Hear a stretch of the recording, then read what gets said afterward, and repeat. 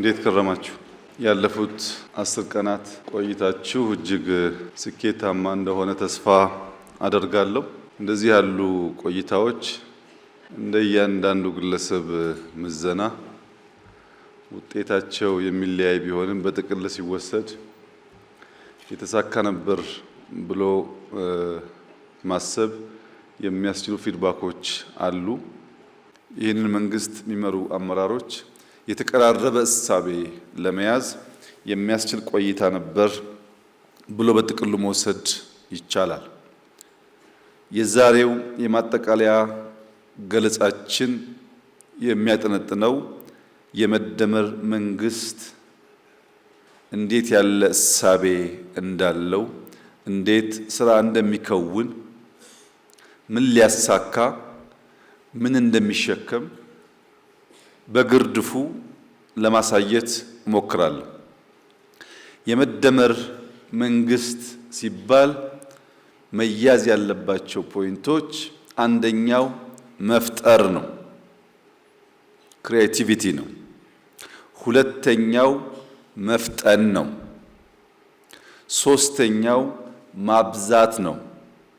አራተኛው ማጥራት ነው። ምን ማለት ነው ይህ ጉዳይ ያላችሁ እንደሆነ ብዙ ያልፈጠረ ጥራት ማረጋገጥ አይችልም። ከብዙ ፈጠራ ውስጥ ነው ጥራት ያላቸው ጉዳዮች የሚወጡት። ብዙ ለመፍጠር ደግሞ ፍጥነት ያስፈልጋል። ያልፈጠነ ሰው ባለው ሲዝን ባለው ጊዜ በርከት ያሉ ጉዳዮች መፍጠር አይችልም። ብዙ ስንፈጥር፣ ብዙ ስንሮጥ ከነዚያ መካከል ጥቂቶቹ ረዘም ላለ ጊዜ ለመጓዝ ኳሊቲን ከዚያ ውስጥ መዞ ለማውጣት ያግዛል ማለት ነው። ኳንቲቲ ኦፖርቹኒቲ ነው፣ ኳሊቲ ግን ሪዛልት ነው። በኳንቲቲ ውስጥ በብዙ ፈጠራ ውስጥ አዳዲስ ነገር ለመፍጠር የምንማርበት ብቻ ሳይሆን ላስት የሚያደርግ ውጤት ለማቆየት እንጠቀምበታለን። ለምሳሌ ኮሪደር ስንጀምርና ዛሬ አንድ አይደለም። የኳሊቲ ቴስታችን ከጊዜ ወደ ጊዜ እየተቀየረ መጥቷል ማለት ነው እና ብዙ ለመፍጠር በመፍጠን ነው ጥራትን የምናረጋግጠው። የመደመር መንግስት በእነዚህ ህሳቤዎች ዙሪያ የሚያጠነጥን ይሆናል። የዛሬው ገለጻችን ግን ሁለት ቁልፍ ጉዳዮች አሉት። የመጀመሪያው ቁልፍ ህሳቤ ስልጡንነት፣ ዘመናዊነት እና ኋላ ቀርነት እንዴት እንደተፈጠሩ ታሪካዊ ዳራዎቻቸውን አይተን ከነዚያ ውስጥ የምንማራቸውን ትምህርቶች ነቅሰን እናወጣለን። ሰው ዘመናዊነትና ስልጣኔ ከዘመን መነጠልና ኋላ መቅረት ያሉትን ጉዳቶች በእኛ በሀገራችን ያስከተለውን ጣጣ በትንሹ በስሱ ከዓለም ሁኔታ ጋር አያይዘን እናያለን። ስልጣኔን፣ ዘመናዊነትን፣ ታሪክን በትክክል ካልተገነዘብን ዛሬን ለመስራትና ነገ የምናስበውን ለመከወን ያስቸግራል። ሁለተኛው ቁልፍ ጉዳይ የምናየው መደመር መር ስልጡን ሀገር እንዴት መፍጠር ይቻላል። ስልጡን ሀገር ለመፍጠር መነሻ አድርገን የምንወስደው እሳቤ አለ። መሻገሪያ የምናደርገው ድልድይ አለ። ተሻጋሪ ብለን የበየነው ኃይል አለ። አሻጋሪ ያልነው እና የለየነው ኃይል አለ። እንዴት ነው መነሻ፣ መሻገሪያ፣ ተሻጋሪና አሻጋሪውን ለይተን በሚና ከፍለን ስራ ሰጥተን ውጤት የምናመጣው? ይህ ደግሞ እንዳይከወን ሐሳብ አልቦነት ምን ያህል ጣጣ እንዳለው በስሱ ለማየት እንሞክራለን።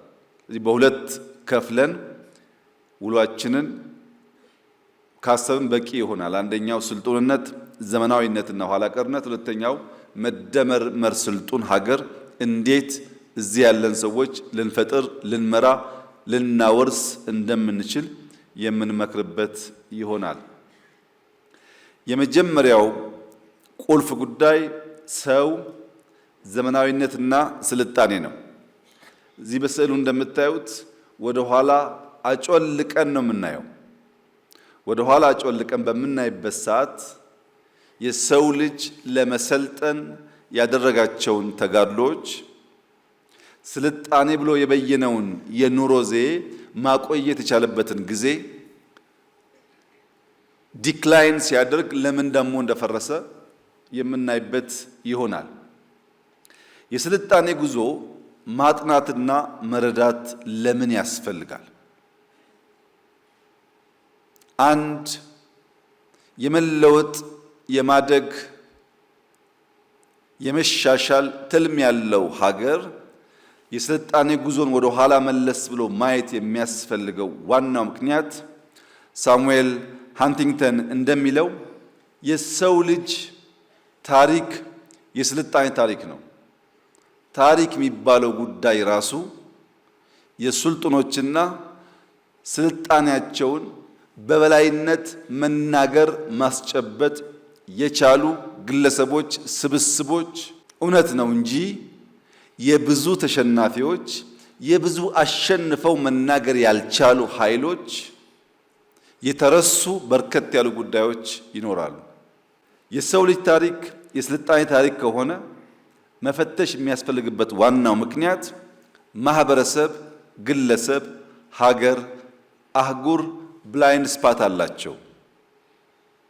ወደፊት መሸምጠጥ የሚፈልግ ማንኛውም ኃይል በትልቅ መስታወት ወደፊት ማየት ብቻውን በቂ አይደለም። ብላይንድ ስፖቱን ቼክ የሚያደርግበት ስፖኪዮ ከቨር የማያደርግበትንም መለስ ቀለስ እያለ ማየት በክሪቲካል ሞመንት ያስፈልጋል። ያን ማድረግ ካልቻለ ወደፊት መጓዝ መፍጠንም አይቻልም። ብንፈጥንም ከምናስበው ቦታ መድረስ አስቸጋሪ ይሆናል። ወደፊት ለመሸምጠጥ ወደ ኋላ አልፎ አልፎ ማየት አስፈላጊ እንደሆነ ሁሉ ዛሬን በትክክል ለመረዳት ምንድነው አሁን ያለንበት ሁኔታ፣ የቆምንበት ባህል፣ እምነት፣ እሴት፣ ተቋማት እንዴት ተፈጠሩ፣ በምንስ መንገድ አድገው ዛሬ ላይ ደረሱ የሚለውን ጉዳይ በቅጡ መመርመርና ማወቅ ይጠይቃል። ነገን ለመተንበይ የዛሬ ውሳኔዎች፣ ድርጊቶች፣ ትልሞቻችን የሚፈቱበት መንገድ ምን አይነት ነገ ሊፈጠር እንደሚችል ሙሉ በሙሉ እንኳ ባይሆን ከሞላ ጎደል ግንዛቤ እንድንይዝ ያስችላል። አብርሃም ሊንከን ስለ ወደፊት ጊዜ ሲጠየቅ the best way to predict your future is to create it ይላል። ስለ ነገ የተሟላ ነገር ለመናገር የምትችለው በምትሰራው ስራ ነው። ዛሬ በምትሰራው ስራ ነው፣ በመፍጠር ብቻ ነው። የበቃ ኢንፍራስትራክቸር ዛሬ የሰራ ሰው ከዛ የተሻለ ዘመን እንደሚመጣ ማሰብ ይችላል። ዛሬ የተኛ ሰው ነገ የከፋ ጊዜ ለልጆቹ እንደሚያወርስ ካለ ብዙ አስረጅ ሊገነዘብ ይችላል። ዛሬን ማወቅ ነገን ለመስራት ብቻ ሳይሆን ነገን በቅጡ ለመተንበይ የሚያግዝ ጉዳይ ነው ማለት ነው። ስልጣኔ ምንድን ነው? ስልጣኔ የባህላዊ ልማታዊ ደረጃ ከፍታ ሲረጋገጥ አንጻራዊ ቢሆንም አንድ ሀገር ለማ በባህሉ አደገ ሲባል የሚታየው ሁኔታ ማለት ነው። ለዚህ ሀገር ዜጎች የሚስማማ አኗኗር፣ የሚስማማ የኑሮ ዘይቤና ስርዓት መፍጠር ሲቻል ማለት ነው። የባቢሎን ስልጣኔ በብዙ ታሪካዊ ድርሳናት እንደተቀመጠው በወቅቱ ከፍተኛ ስልጣኔ ከታየባቸው ኢምፓየሮች መካከል አንዱ ነው። በዚያ ጊዜ ስልጣኔን ዲፋይን ያደረጉበት መንገድ እስከ ዛሬ ድረስ ላለው የስልጣኔ ትርጓሜ እንደ መነሻ ሆኖ ያገለግላል። ግሪኮች ሲቪላይዜሽን የሚለውን ቃል ከሶስት ቃላት ነው መዘው ያወጡት።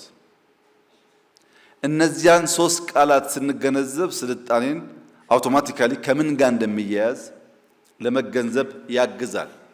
የመጀመሪያው ቃል ሲቪስ ይባላል። ሲቪስ በግሪክ ሲቲዝን ማለት ነው በእንግሊዝኛ፣ ወይም ዜጋ የማህበረሰብ አባል ማለት ነው። ሲቪስ ወይም ሲቲዝን አንደኛው ቃል ሲሆን ሁለተኛው ሲቪታስ ወይም ሲቲ ከተማና ከተሜነት፣ ሶስተኛው ሲቪሊስ ወይም ሲቪል ወይም ሲቪሊቲ ስልጡን ባህሪና የኑሮ ዘይቤ። ሶስት ነገር፣ የመጀመሪያው የማህበረሰብ አባል ሰው ማለት ነው። ሁለተኛው ከተማ፣ ሶስተኛው ከተማና ሰው ብቻ ሳይሆን ያንን ከተማ በሰለጠነ መንገድ መገልገል የሚችል ስልጡን ባህል የኑሮ ዘዬ። አንዳንዴ ከተማው እያለ በቅጡ መገልገል የማይችሉ ሰዎች ሊፈጠሩ ይችላሉ። ስልጣኔ ስንል ሰው ከተማና የአኗኗር ዘዬ መሆኑን የዛን ጊዜው አተረጓጎም እስካሁን ባለው ሁኔታም የሚሰራ ይሆናል። ይሄን ለመገንዘብ ቀደምት ስልጣኔዎች በስሱ ስናይ ዴፊኒሽኑና ስልጡን የተባሉ ሀገራት በወቅቱ ያሳኳቸው ጉዳዮች አንድና ያው ሆነው እናገኛቸዋለን።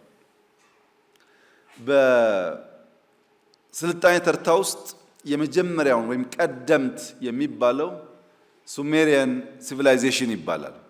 የሱሜሪያ ሲቪላይዜሽን ከሁሉ የቀደመው እንደሆነ የታሪክ ተመራማሪዎች ከሞላ ጎደል ይስማማሉ።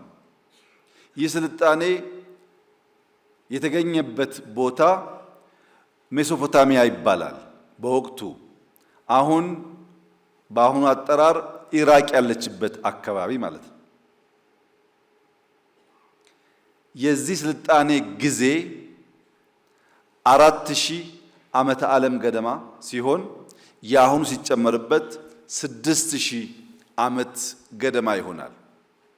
የዛሬ 6000 ዓመት ገደማ ሜሶፖታሚያ አካባቢ የነበረው ስልጣኔ የመጀመሪያው ፈርቀዳጅ ስልጣኔ ተብሎ ይወሰዳል። የዚያ ስልጣኔ ፋውንዴሽን መሰረት ግን በጤግሮስና ኤፍራጥስ ወንዞች መካከል የተፈጠረ ነው። እነዚህ ወንዞች እና ያ ቦታ እና ያ ጊዜ ተደምረው የሱሜሪያን ስልጣኔን የሚገልጡ ሲሆን በወቅቱ የነበረው ዋና ዋና ግኝት አንደኛ የጽሑፍ ቋንቋ ነው። ሁለተኛ ከሞላ ጎደል የተቀየሱ መስኖ መሰል ግብርናዎች ናቸው። ውሃን ከኮርሱ በተወሰነ ደረጃ ዳይቨርት የማድረግ ልምምድ። ሶስተኛ ከተማና ኪነ ህንፃ ናቸው።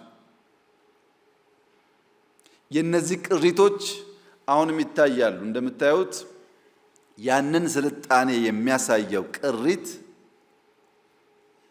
በጽሁፍ የሚነበብ ብቻ ሳይሆን በአይን የሚታይ የሚዳሰስ ነገርም አለ። ያ የሚዳሰሰው ነገር ከድንጋይ ክምር የሚዘል ባይሆንም፣ ሁለተኛው ከሱሜሪያን ቀጥሎ የሚገለጸው ሲቪላይዜሽን ኢንደስ ቫሊ ሲቪላይዜሽን ይባላል። የኢንዱስ ሲቪላይዜሽን ተብሎ ይጠራል። የኢንዱስ ሲቪላይዜሽን ጊዜው ወደ 3300 ዓመተ ዓለም ገደማ ይገመታል። አሁን ካለው ጋር ወደ 5300 ገደማ ዓመት ይሆነዋል። ቦታው በደቡባዊ ኤዥያ ዛሬ ሰሜን ህንድ እና ፓኪስታን አካባቢ እንደሆነ ይታመናል። መሰረቱ የኢንደስ ወንዝ ነው። ወንዝ፣ ሰው፣ ከተማ አይለያዩ። የተመሰረተው ኢንደስ ወንዝ አካባቢ ነው። በዚያ በኢንዱስ ቫሊ የተገኙ ዋና ዋና ግኝቶች አንደኛው ፕላንድ ሲቲስ ናቸው። ከነበረው የተሻለ በእቅድ በፕላን የሚመሩ ከተሞች እና የፍሳሽ አወጋገድ ስርዓት አንዱ የሚጠቀስለት የስልጣኔው ማሳያ ነው። ሶስተኛው በቅደም ተከተል ሲቀመጥ ኤንሸንት ኢጂፕሽያን ሲቪላይዜሽን ነው። የኢጅፕት ስልጣኔ ጊዜው ወደ 3100 ዓመተ ዓለም ይሆናል። አሁን ካለው ጋር ሲደመር ወደ 5100 ዓመት ይሆነዋል። ቦታው ምስር አካባቢ ነው። አሁን ያለችውን ግብጽ እንዳለ አያሳይም። ደቡባዊ ግብጽ የኑቢያ አካል ስለሆነ መሰረቱ የአባይ ሸለቆ ነው። ግኝቱ ፕራይመርሊ ግብርናና ኪነ ህንፃ ነው። አራተኛው የቻይኒዝ ሲቪላይዜሽን ነው። አብዛኛው ሂስቶሪያን የሚስማሙበት 3000 ዓመተ ዓለም ገደማ የነበረ አሁን ካለው ጋር 5000 ዓመት የሆነው ስልጣኔ ነው። ቦታው ቻይና አሁን ቻይና የሚባለው ግዛት አካባቢ ነው። መሰረቱ የብጫ ወንዝ ሸለቆ ነው። የተመሰረተው የብጫ ወንዝ ሸለቆን ተከትሎ ነው። ይሄም ግብርናና መንግስት ወይም በርከት ያሉ ሰዎች የማስተዳደር ስርዓትን ተፈጥሮበታል ተብሎ ይታመናል። የሁሉም ስልጣኔ ኮመን ቫሪያብል የወሰዳችሁ እንደሆነ አንደኛው ድንጋይ ነው። ድንጋይ ማረሻ ነው። ድንጋይ የጦር መሳሪያ ነው። ድንጋይ መከላከያ ነው። ድንጋይ በድንጋይ ቤት መስሪያ ነው። ራሱ መጥረቢያውም ድንጋይ ነው። የሁሉም ስልጣኔ መሰረት ድንጋይ፣ ውሃ፣ ሪቨር፣ በርከት ያሉ ሰዎች ሰብሰብ ማለት ከነሱ መሰብሰብ የተነሳ ደግሞ መንደሮች፣ ከተማዎች የመገንባት ልምምድ ይታያል። እነዚህ ዋና ዋና ከሚባሉ ሲቪላይዜሽን በተጨማሪ በላቲን አሜሪካ የማያና ኢንካ ስልጣኔዎች የሚባሉ አሉ። በሰሜን አፍሪካ የኤንሸንት ካርቴጅ ሲቪላይዜሽን የሚባል አለ። በምስራቅ አፍሪካ ኑቢያ፣ ኩሽ፣ ፑንት፣ አክሱም የሚባል አለ። ሌሎችም አሉ። በርከት ያሉ ስልጣኔዎች በየቦታው የሚገለጹ አሉ። ለመነሻ ያክል ያየናቸው ጥንታውያን ስልጣኔዎች ግን ከተሜነት፣ ሰብሰብ ብሎ መኖር፣ ድንጋይ መቆርቆር፣ መትጋት፣ በተላጠ እጅ ከሺህ ዓመት በኋላ የሚታይ ቅርጽ ለኛ መተው አለበት። እጁ ሳይላጥ ለበርካታ ሰዓት ሳይፈጋ ለትውልድ የሚታይ ነገር ማቆየት አይቻልም። ይሄን በሁሉም ስልጣኔዎች ማየት ይቻላል። የስልጣኔ አለባውያን ምንድናቸው? ኤሌመንትስ ኦፍ ሲቪላይዜሽንስ ምንድናቸው ሲባል አንዱ ከተማነት ነው፣ ከተሜነት ነው። ከተማና ከተሜነት የዳበረ የኑሮ ዘይቤን፣ ማህበራዊ መስተጋብርን የሚፈጥር ነው። ሼክስፒር if not the people what the city ይላል። ሲቲ ኢንፍራስትራክቸር ብቻ ሳይሆን ሱፕራስትራክቸሩም ጭምር ነው። ያማረ መንገድ ያማረ ህንፃ ኖሮ ሱፕራው ካልተሰራ የተሟላ የሲቲን ውበት ማየት አንችልም። ከተማን የሚመራ ሰዎች ኢንፍራስትራክቸር እና ሱፕራስትራክቸሩን ኢኳሊ ስንመራ የሚያምር ከተማ፣ ለኑሮ የሚመች ከተማ፣ የኑሮ ዘዬው ስርዓት ያለበት ኦርደርሊ ከተማ መምራት መፍጠር እንችላለን። ሁለተኛው የዳበረ መንግስታዊ ስርዓት ነው። የዳበረ ማለት ሰፊ ቁጥር ያላቸው ህዝቦችን በስርዓት አደርጅቶ የጋራ ፍላጎታቸውን ዲፋይን አድርጎ ያ ፍላጎታቸውን ለመጠበቅ በጋራ የሚተሙ ሲሆን ግልጥ ያለ ሃይራርኪ ኦርደር ሲኖር አንዱ ወደዚህ አንዱ ወደዚህ የማይነዳ ከሆነ ማለት ነው። ሶስተኛው የዳበረ ባህል ነው። የዳበረ ባህል የአንድን ማህበረሰብ እሳቤ፣ እሴት፣ ማንነት፣ እምነት፣ ስሜት፣ ቋንቋ፣ ኪነ ጥበብ በርከት ያሉ ጉዳዮች በውስጡ ይይዛል። ከዚያም እልፍ ሲል ስነ ጽሑፍን ይይዛል። አንድ ባህል የአዲስ አበባ ባህል ምን ይመስላል ቢባል እዚህ ያለውን ሰው በሙሉ ብንጠይቅ ለየብቻ አንድ አይነት ምላሽ አናገኝም። ከዚህ እስከ ቦሌ ያለው አውራ ጎዳና ቤት ቤት በኩል ያልፋል፣ ስንት ኪሎ ሜትር ነው ብንል ግን በጣም በርካታ ሰዎች የሚቀራረብ ምላሽ ይሰጣሉ። ለምን? ባህል እንደ ኢንፍራስትራክቸር በቀላሉ የሚጨበጥ አይደለም። ባህልን ሶሻል ብሬን ይሉታል።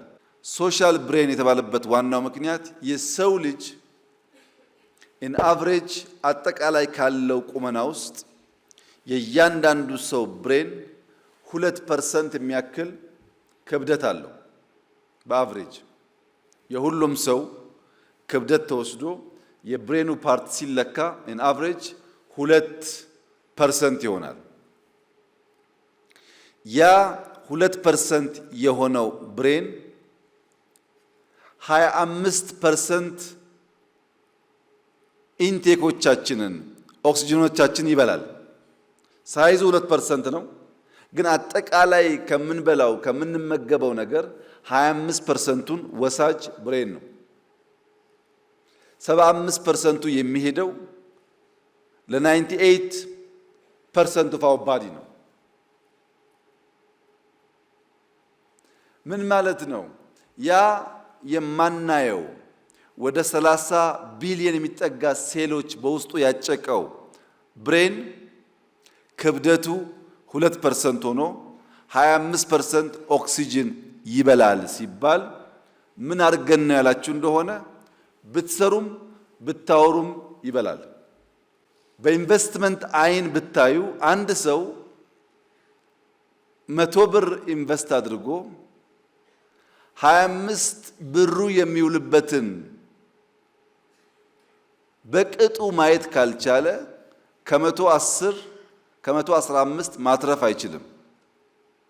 እንሰራለን፣ በሰራነው እንበላለን፣ የበላነው 25% ይወሰዳል። ለምን እንደዋለ የማያስብ ሰው ዘሆል ልፋቱ ከንቱ ነው ማለት ነው። ከንቱ ነው። አራተኛውና የመጨረሻው የዳበረ ቴክኖሎጂያዊ አቅም ነው። ይህ አቅም በየዕለት የሚገጥመንን ችግር ለመፍታት የምንፈጥረው ጉዳይ ማለት ነው። የቸገረን ቤት ከሆነ እንዴት ቤት እንሰራለን? የቸገረን የውሃውን ኮርስ መጠበቅ ከሆነ የውሃውን ንጽህና መጠበቅ ከሆነ ውሃን ረዘም ላለ ጊዜ ማቆየት ከሆነ ለቸገረን ነገር የምንፈልገው መፍትሄ በየጊዜው ቴክኖሎጂ ይባላል። የግድ ኮምፒውተር መሆን የለበትም። ስልጣኔዎች በምን መሰረት ይገለጣሉ ያላችሁ እንደሆነ ስልጣኔ የተወለደው የሰው ልጅ ገበታውን ሌማቱን ለማትረፍረፍ ባደረገው ተጋድሎ ነው።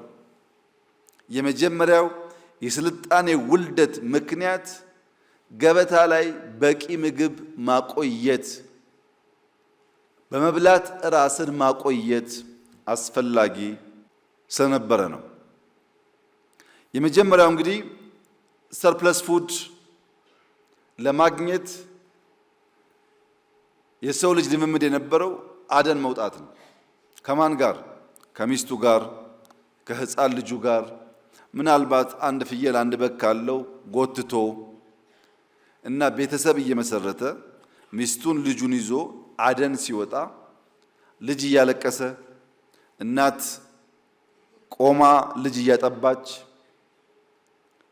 በሚኖረው መስተጓጎልና ዝግታ በዕለቱ ወጥተው አድነው መመለስ ሲገባቸው ስለዘገዩ ብቻ ማደን እየተቸገሩ መጡ።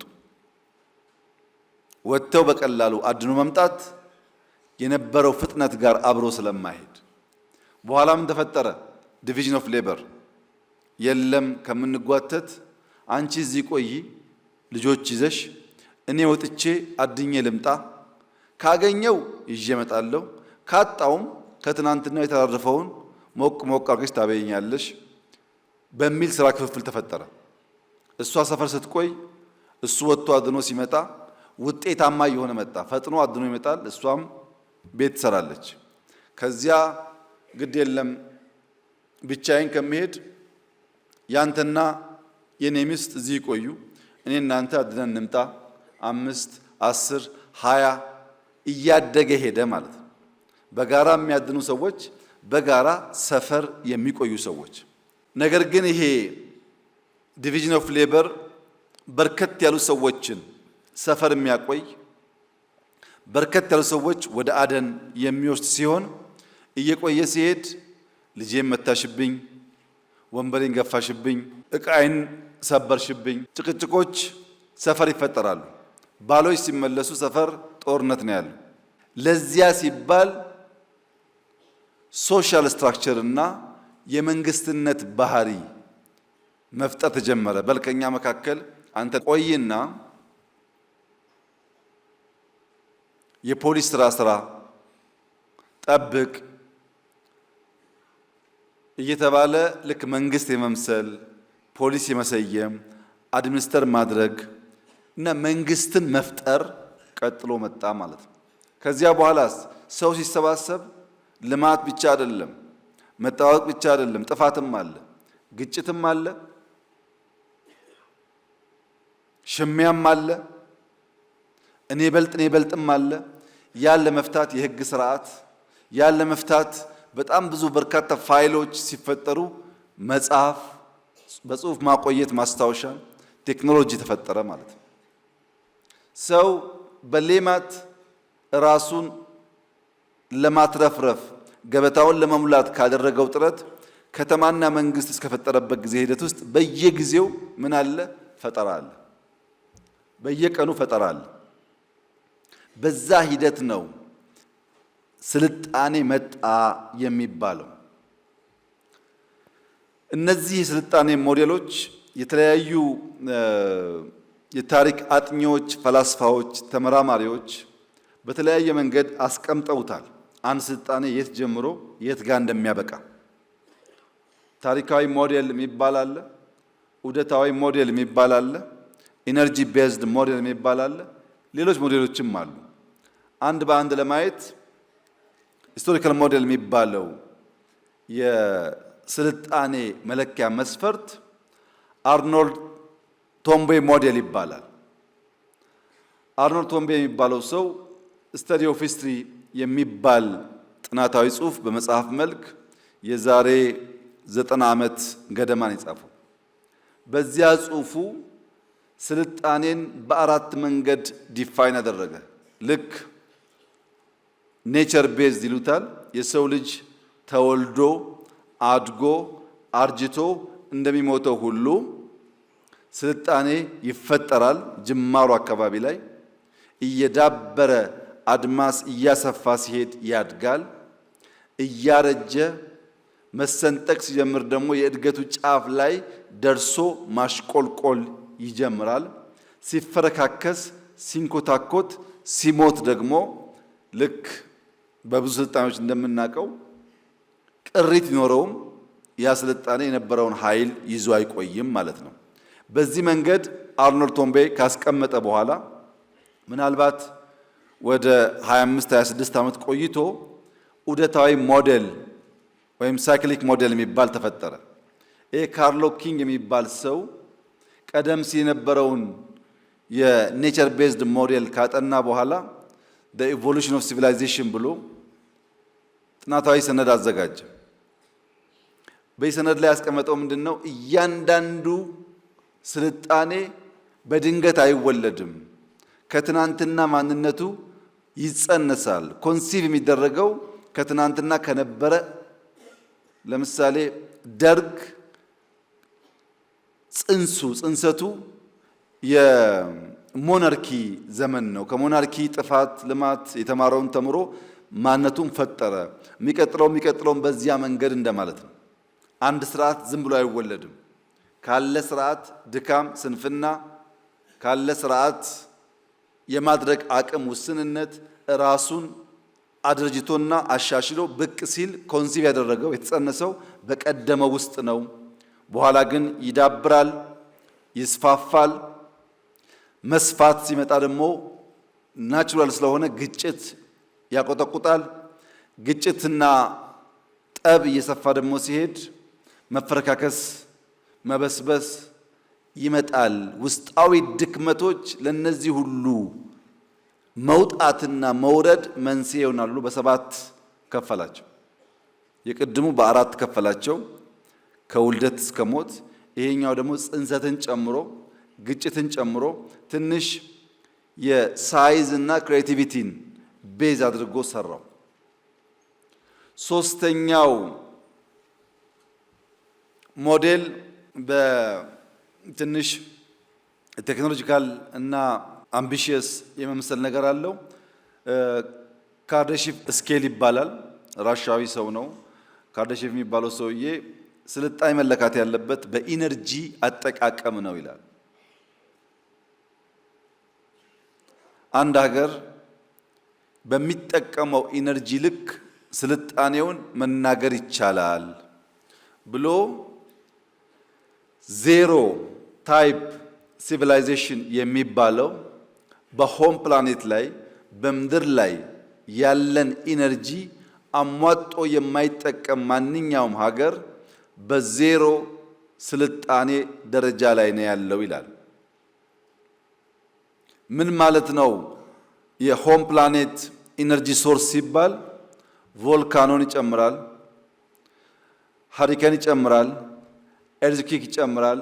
በእነዚህ ምክንያት የትኛውም አገር በዜሮ ታይፕ ስልጣኔ ደረጃ ነው ያለው ማለት ነው። የትኛውም ሀገር ሁሉንም የኢነርጂ ሶርስ ሃርነስ ማድረግ አልቻለም።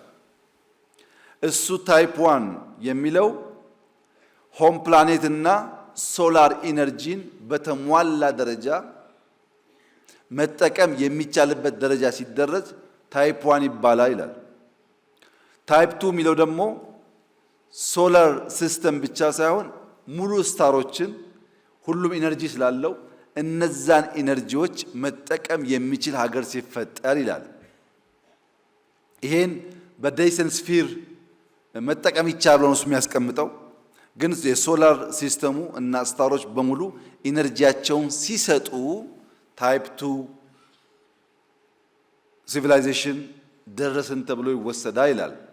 ታይፕ ስሪ የሚላቸው ጋላክሲ ላይ ሚልክ ዌይ ጋላክሲ ላይ ያለውን ኢነርጂ በሙሉ መጠቀም ሲቻል ነው እያለ በኋላ ትንሽ ከበድ ያሉ ሀሳቦች እያነሳ ይሄዳል።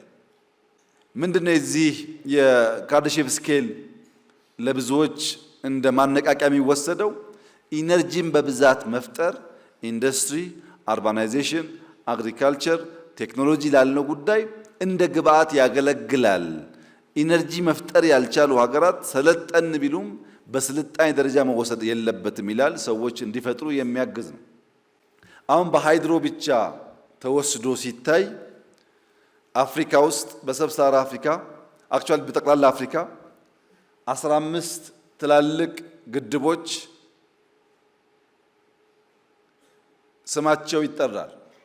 11ኛው ተከዜ ነው። 7ኛው ግቤ ነው። 2ኛው ኮይሻ ነው። 1ኛው ገርድ ነው። ከ15ቱ አራቱ በአፍሪካ ያሉ ግድቦች ኢትዮጵያ ውስጥ ይገኛሉ። 1ኛ፣ 2ኛ፣ 7ኛ እና 11ኛ። ነገር ግን በሃይድሮ ኢትዮጵያ ማምረት የሚገባት የኢነርጂ አቅምና ዛሬ ያመረተች ያለችው ደግሞ ገና ብዙ ይቀረናል። አሁን ኮምፓሪዝኑ ከአፍሪካ ሲሆን በርከት ያለ ቁጥር አለ። በሀገር ካለ ፖቴንሻል አንጻር ደግሞ ሲሆን ገና ብዙ ይቀራል። ሌሎች ሞዴሎች አሉ። የማቲው ሜልኮም ሞዴል የሚባል አለ። ይሄ ደግሞ በገቨርንመንት ሲስተም ነው የሰራው። የጋሪዮሻዊ ወይም ያልዳበረ ባህልና የማህበረሰብ ድርጅታ ያለበት ስርዓት ሲሆን፣ ፊውዳላዊ ሲሆን፣ የተበታተነ ያልተማከለ ስርዓት ሲሆን፣ ሀገረ መንግስታዊ ሲሆን ሪፐብሊክ ሊሆን ይችላል፣ ኤምፓየር ሊሆን ይችላል። በማዕከላዊ መንግስት ስር ሰፋ ያለ ህዝብ ሲተዳደር ኢምፔሪያላዊ ሲሆን የማዕከላዊ መንግስት ተጽዕኖ ፊዚካሊም በተለያየ መንገድ ከቅጥሩ ከድንበሩ ሲዘል በሚል ያስቀምጠዋል እና ስልጣኔን ልዩ ልዩ ምሁራን በተለያየ መንገድ ዲፋይን አድርገውታል። ሁሉም ደምራችሁ ግን ስታዩ አሻራ አለው። አሻራው ድንጋይ፣ አሻራው ሪቨር ነው ቤዝ ያደረጉበት። የዓለም ስልጣኔን ካየን በኋላ ወደኛ ሁኔታ ስናመጣው የኢትዮጵያ ስልጣኔ አንዳንዴ ለየብቻ አንዳንዴ በጋራ ሰብሰብ ያሉ ግዛቶችን ይመለከታል። ኢትዮጵያ ሲባል አሁን ያለው ካርታ ማለት አይደለም። ኢራቅ ሲባል አሁን ያለው ካርታ ማለት አይደለም። ቻይናም ሲባል እንደዚሁ በጊዜ ብዛት ወደዛ ወደዚህ የሚሉ ነገሮች ይኖራሉ። ያም ሆኖ የኢትዮጵያ ስልጣኔ የሚያድግባቸው ዘመናት የኢትዮጵያ ስልጣኔ ዲክላይን የሚያደርግባቸው ጊዜዎች በጥቅል ሲታዩ የቮይስ እና የኖይዝ ኮምፒቲሽን ነው። ቮይሶች ጎልተው ሲወጡ፣ ቮይሶች ኖይዝን ሰፕረስ ማድረግ ሲችሉ፣ ቮይሶች በብዙዎች ክሊርሊ ተደምጠው ተከታይ ሲያገኙ እድገት ስልጣኔ አለ። ኖይዞች ሲበረቱ፣ ቮይስ ሰፕረስ ሲሆን ደግሞ ስልጣኔን ማውደም አለ። ኖይዝ እና ቮይስ ሲተካከሉ መሳ ለመሳ ሲጓዙ ያዝ ለቀቅ ይሆናል። መሄድ መመለስ፣ ሁለት መራመድ አንድ መመለስ ይሆናል። እዛው ባለበት ሂድ አይነት ነገር ይፈጠራል። እንዴት ነው ቮይስ ጎልቶ ኖይዝ ሰፕረስ የሚሆነው ያላችሁ እንደሆነ ወደ አምናው ሄዱና ናሬሽን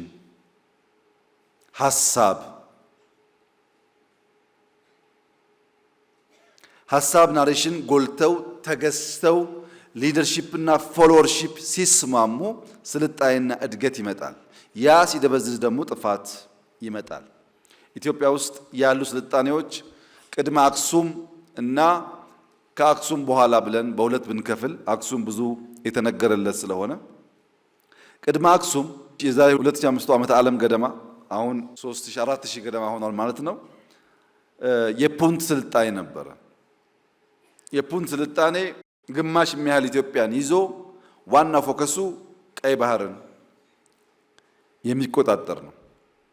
ፑንት ወጥቶ ሲወርድ የኩሽ ስልጣኔ መጣ።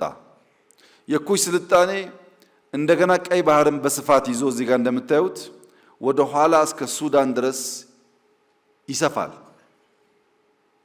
የኩሽ ስልጣኔ ወድቆ የዳማት ስልጣኔ ደግሞ ሲመጣ የተወሰነ የሚከፋፈሉ አሉ። ግን አሁንም ቀይ ባህርን አባይን መቆጣጠር ኢትዮጵያ ውስጥ የነበሩ ስልጣኔዎች ሁሉ ፋውንዴሽን ነበር።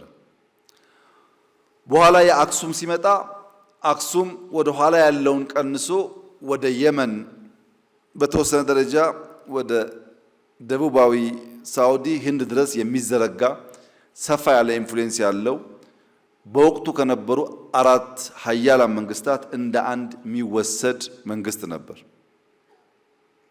በዓለም ላይ ስልጣኔ ነበር ከተባለ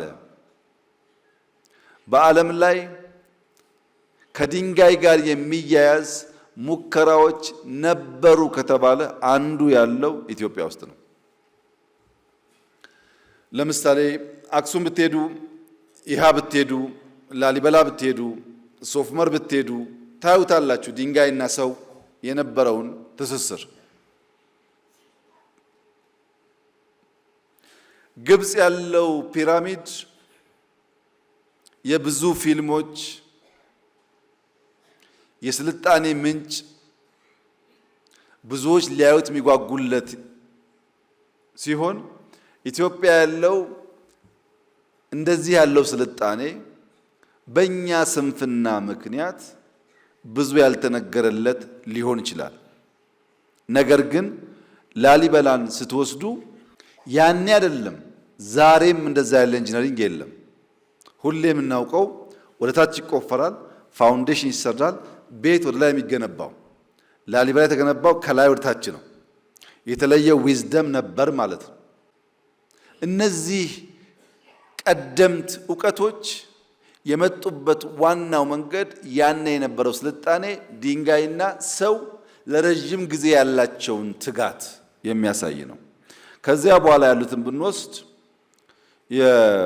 ከአክሱም በኋላ ዛጉዌ ነበር። ከዛጉዌ በኋላ ጊዜው በትክክል ዲፋይን ባይደረግም ዛጉዌ አካባቢ ወይም በፊት ባሌ አካባቢ ያለው ስልጣኔ ይነሳል። የጎንደር የዛሬ 400 ዓመት አካባቢ የነበረው ስልጣኔ ይነሳል። አሁንም የሚታይ ነገር ስላለ የሐረር ስልጣኔ ይነሳል። የጅማ፣ የሸዋ፣ የከፋ፣ የወላይታ፣ የዳውሮ ይቀጥላል በየቦታው ማለት ነው። ለምሳሌ ዳውሮ ስልጣኔ የዛሬ 400 ዓመት ገደማ አላላ ኬላን ሲሰሩ 47 48 ዓመት ነው የፈጀው ስራው። አሰራሩ እንዴት ነው? አንድ ጄኔሬሽን ግዴታው 7 ዓመት ነው። 7 ዓመት ግዴታ ያለበት አንድ ፋሚሊ አንድ ዓመት ልጅ ጥሎ ቢሄድ 7 ዓመት ድንጋይ ቆርቁሮ ሲመለስ ልጁ 8 ዓመት ይሞላታል። 8 ሲሞላው ይተካል በሌላ ሰው ማለት ነው። እንደዛ እያሉ 4 5 ትውልድ በቅብብሎሽ 47 48 ዓመት ነው አላላ ኬላን የገነቡት። ያ ሁሉ ድንጋይ ምን ይፈልጋል? መቆርቆር ይፈልጋል፣ መደርደር ይፈልጋል። በየቦታው የምናያቸው ኢትዮጵያ ውስጥ ያሉ ስልጣኔዎች ሌላ ቦታ ከተማርናቸው ስልጣኔዎች ጋር የሚቀራረብ ባህሪ አላቸው። ታዲያ እንዴት ማሽቆልቆል መጣ? ስልጣኔ ከነበረ እንዴት ማሽቆልቆል መጣ ያልን እንደሆነ ውጫዊ ምክንያት አለ፣ ውስጣዊ ምክንያት አለ፣ የመንግስታት መዳከም አለ፣ የህዝብ ብዛትና የአቅርቦት መሳሳት፣ ህዝብና ሰፕላይ አብረው የማያድጉ ከሆነ ግጭት ደግሞ መዳከምን መፍጠሩ አይቀርም። ኢትዮጵያ ውስጥ ስልጣኔ የመጣባቸውን ኋላም ውድቀት የታየባቸውን ዘመናት በአንድ ምሳሌ ብቻ ለመገንዘብ አንድ 4 ጎማ ያለው መኪና ከዚህ ተነስቶ የሚፈልግበት ቦታ ለመድረስ ቢያንስ 4 ሁነኛ ነገሮች ይጠበቁበታል። አንደኛው የመኪናው 4ቱም ጎማ ተመጣጣኝ ሳይዝ መኖር አለበት። 3ቱ መካከለኛ ሆነው የሚኒባስ ጎማ ሆነው አንደኛው የትራክተር ጎማ ቢሆን መፍጠን ቀርቶ መጓዝ አይችልም። because ትልቁ ትንሾቹን ይገለብጣቸዋል። ጎማው መመጣጠን አለበት።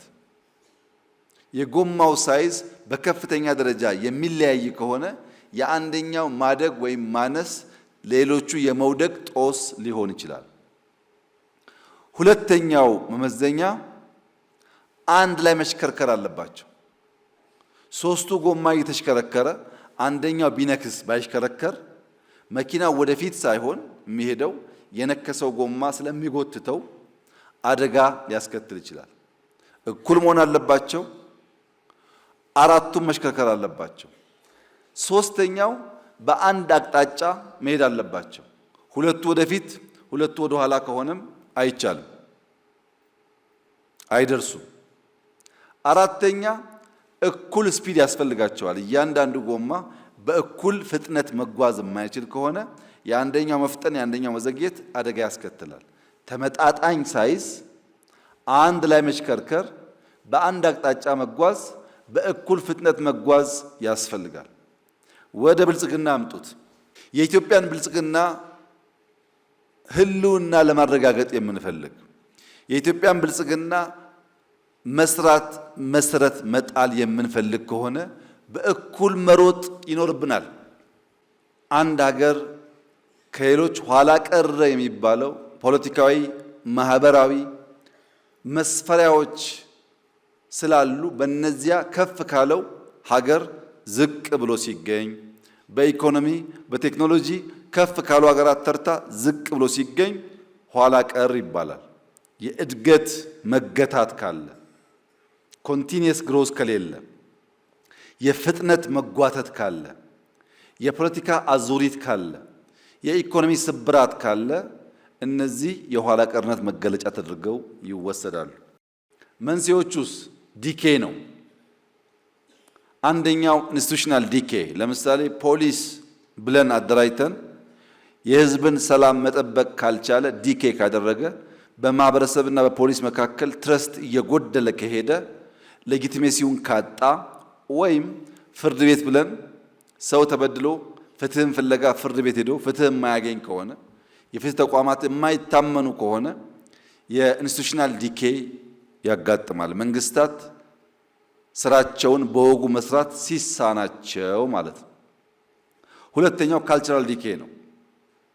መልካም የሆነ እሴት ሲሸረሸር፣ መከባበር፣ መተማመን፣ አደራ መጠበቅ፣ በቃል መገኘት፣ አለመስረቅ፣ አለመቅጠፍ፣ አለመዋሸት የመሳሰሉ ጉዳዮች እየላሉ ሲሄዱ።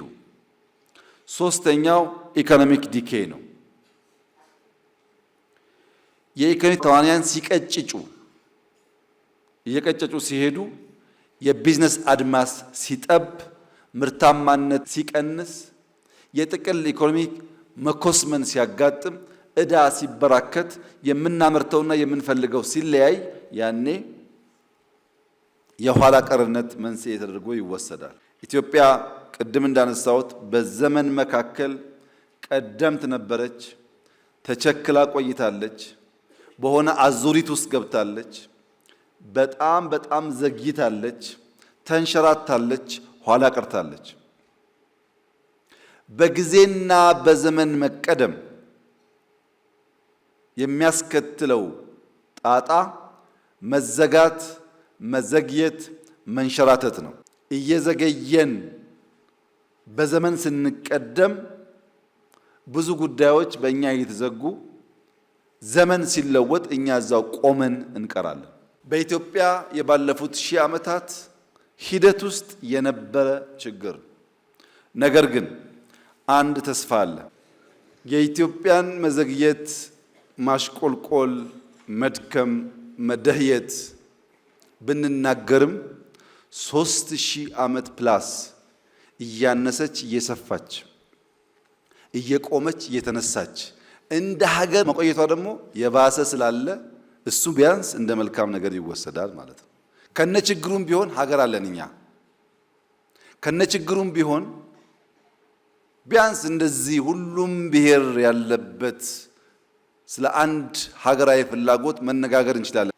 ስለዚህ ምንም እንኳን የከፉ ጉዳዮች ቢኖሩም አሁንም ሀገር ነን። አሁንም መነጋገር መቻላችን ተመልሰን ለመነሳት ተመልሰን ለማደግ ተስፋ ነው። የባሰ ስላለ ከፈረሱት ስለምንሻል በመቆዘም ብቻ ሳይሆን በተስፈኝነትም ማየት ይገባናል ማለት ነው። የሀገር እድገት ከልካይ አጥሮች አካላዊ አጥር፣ ተቋማዊ ወይም ስርዓታዊ አጥር እና ባህላዊ አጥሮች አሉ። እነዚያ አጥሮች ብሬክ መደረግ ካልቻሉ እንደ ሀገር፣ እንደ ክልል፣ እንደ ከተማ እድገት አይመጣም። ለምሳሌ አዲስ አበባን ብንወስድ አዲስ አበባ ራሱን ከአጥር ገላግሏል። ብር ያለው ሰው ኢንቨስት የሚያደርግ ሰው ከመጣ አዲስ አበባ ይጠቀማል። ያ ሰው ኦሮሚያ ቢሄድስ፣ አማራ ቢሄድስ፣ ሌላ ክልል ቢሄድስ የመጀመሪያው ጥያቄ ዕውቀትና ገንዘብ አለህ ወይ ሳይሆን ከየት ነው የመጣኸው ነው። ያ አጥር ምን እያደረጋችሁ ነው? እንዳታድጉ እያደረጋችሁ ነው። ካፒታል ቦርደር የለውም። ዕውቀት ቦርደር የለውም። ገንዘብ ያለው ሰው፣ ዕውቀት ያለው ሰው፣ የሚሰራ ሰው ከየትም ቢመጣ ኢምብሬስ ማድረግ አለብኝ ብለን ካላመን በቀር እዚህ ያየነውን እድገት አንደግመውም። ባይዘው አጥሩ ማለቂያ የለውም። ወደን ኦሮሚያ ከሆነ ጅማ ከኢሉባቦር ከሐረር ከወለጋ ሃንት ማድረግ ይቸገራል። አማራም ከሄዳችሁ እንደዚሁ ነው። በነገራችን ላይ በኢንቨስትመንት ብቻ አይደለም ሃንት ማድረግ የምንቸገረው። በዩኒቨርሲቲ ፕሬዝዳንትም ቢሆን ጎንደር ውስጥ አንድ ጎበዝ ዩኒቨርሲቲ ፕሬዝዳንት ቢኖር እሱን ሃንት አድርጌ ደሞዝ ጨምሬ ጅማ መውሰድ አልችልም። የግድ የጅማ ልጅ መሆን አለበት። ባይችልም ዕውቀትም አጥረን ገንዘብም አጥረን ማደግ ፈልገን አብሮ አይሄድም። እድገት የሚመጣው ዕውቀትና ገንዘብ ያለበትን ቦታ አነፍንፈን ስንስብ ነው፣ ስንገፋ አይደለም።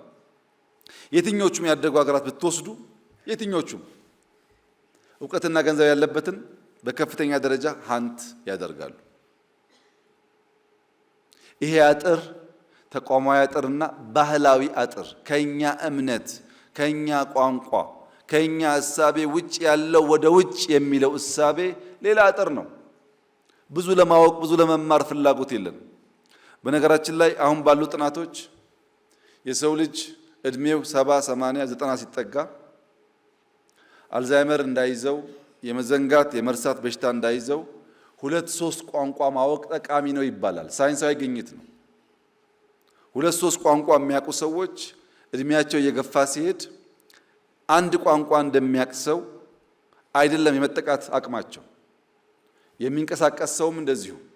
ያ ችግር እንዳይመጣ መንቀሳቀስ፣ መልቲፕል ቋንቋ መልቲፕል ባህል ለማወቅ መሞከር ጠቃሚ እንጂ ጎጂ ነገር አይደለም። በሳይንስም ተረጋግጧል፣ በልምድም ይታወቃል። አጥሮቻችንን ብሬክ እናርግ። ለምሳሌ ድሬዳዋ፣ ሐረር አካባቢ ስትሄዱ 4-5 ቋንቋ ጀስት ማንም መንገደኛ ይችላል። ጣሊያንኛ፣ ፈረንሳይኛ፣ እንግሊዝኛ ምናምን አረብኛ ይሞክራሉ። እነዛ ሰዎች 4-5 ቋንቋ የሚናገሩ ሰዎች ዛሬ በስተርጅና እንኳን ብታገኟቸው ልክ እንደ ሊቅ፣ እንደ አዋቂ፣ እንደ ጠበብት ናቸው። ዛሬ እንኳን ከብዙ አንግል ስለሚማሩ ለመማር የሚያቅ የሚችል ኢምብሬስ ለማድረግ አለመሞከራችን ትንሾቹ ያሉትም እየሸሹ አለቁ ማለት ነው። እነዚህ አጥሮች መሰበር አለባቸው። ልማት የሚያመጣ እስከሆነ ድረስ፣ ዕውቀት የሚያመጣ እስከሆነ ድረስ፣ ሰላም የሚረብሽ ከሆነ አታስጠጉ። እሱ ጥሩ አይደለም። አጥር ያስፈልጋል። ልማት የሚያመጣ ከሆነ ግን በድንበር ዕውቀት ማቆየት ጉዳት አጥር ለዘጋው ሰውዬ እንደሆነ ማሰብ አስፈላጊ ነው። ለስርዓት ስብራት ዋናው ምክንያት ለለውጥ ዝግ መሆን። ለውጥ የሚባል ነገር ለማድመጥ፣ ለመጠየቅ፣ ለመመርመር፣ ለማንበብ ዝግጁ ያልሆኑ ዝግ ሰዎች አሉ። ምንም ነገር ከነሱ እሳቤና ፍላጎት ውጭ ሲሆን አላስፈላጊ አድርገው የሚያስቡ። ሁለተኛው የተዛባ የለውጥ ጥያቄ፣ የቸገረውን ትቶ ያልቸገረውን ለመፍታት የሚጥር ማህበረሰብና ግለሰብ እንዲሁ ለስብራቱ ዋነኛ ምክንያት ይሆናል። ሶስተኛ አፍራሽ የለውጥ ሂደት፣ ማፍረስን እንደ ግብ መያዝ።